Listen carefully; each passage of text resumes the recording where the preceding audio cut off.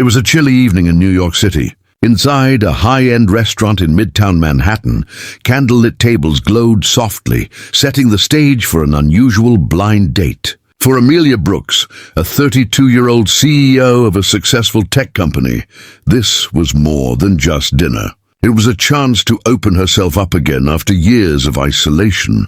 Amelia sat in her wheelchair, her elegant features shadowed by a quiet sadness. 2 years earlier, a car accident had taken away her ability to walk. Since then, she had withdrawn from most social interactions.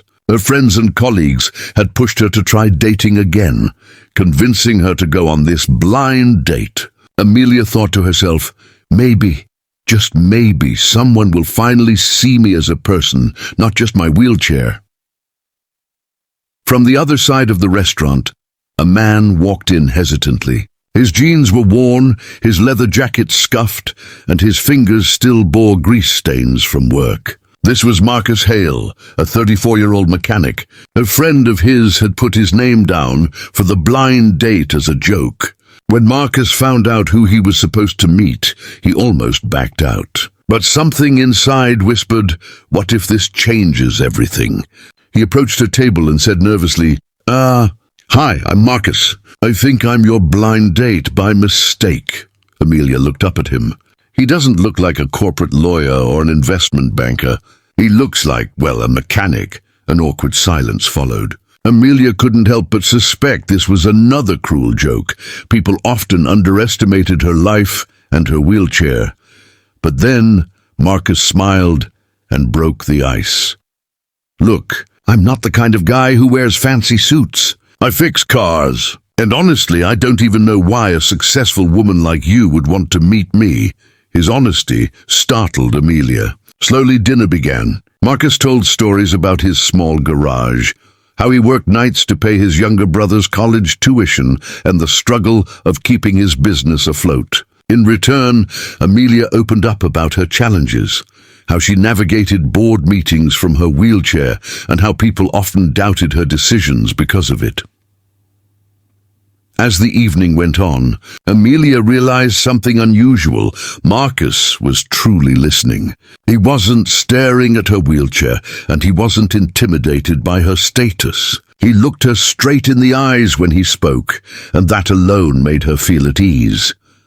At the end of the night, Marcus leaned forward and said quietly, "Amelia, I think most people only notice your wheelchair.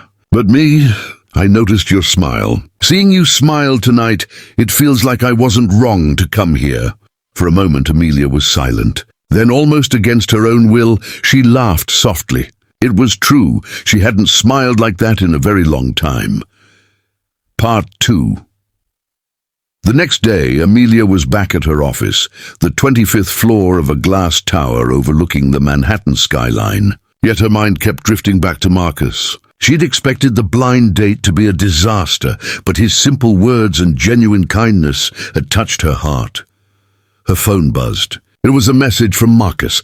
"Yesterday I saw you smile. I'd love to see it again today. Coffee?" Amelia was taken aback. Most men had always seen her wheelchair as a barrier. But Marcus didn't seem to care. He liked her. That evening they met at Central Park. Marcus offered to push her wheelchair, but Amelia shook her head. "I'm independent. If I need help, I'll ask." Marcus grinned. "That's exactly what makes you different."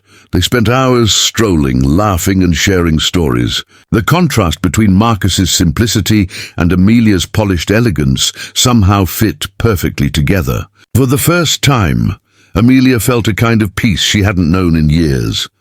Weeks later, Amelia's company faced a major crisis. A rival had copied their flagship product. The board was panicking, and doubt filled the air. That night, Marcus came to see her. He held her hand and said, "Amelia, you built your empire from the ground up. Wheelchair or not, you're the strongest person I know. I believe in you." Those simple words gave Amelia the strength she needed. The next day, she walked into the boardroom with renewed confidence, unveiled a powerful new strategy, and saved her company. The directors were stunned, but Amelia looked only at Marcus, silently thanking him.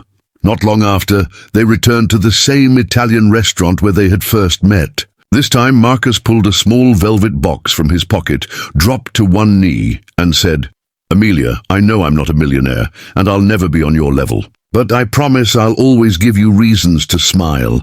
Will you marry me?" The entire restaurant fell silent. A poor mechanic proposing to a paralyzed CEO. It was unbelievable. But to Amelia, what mattered wasn't money or status. It was his heart. With tears in her eyes, she nodded. Applause erupted around them. Marcus whispered with a smile, "You know, people thought this blind date was a joke, but it turned out to be the greatest gift of my life." And for Amelia, it was true. For the first time in years, she felt alive again. Her wheelchair was no longer a chain, but a part of her journey. A journey where she had finally learned to smile again.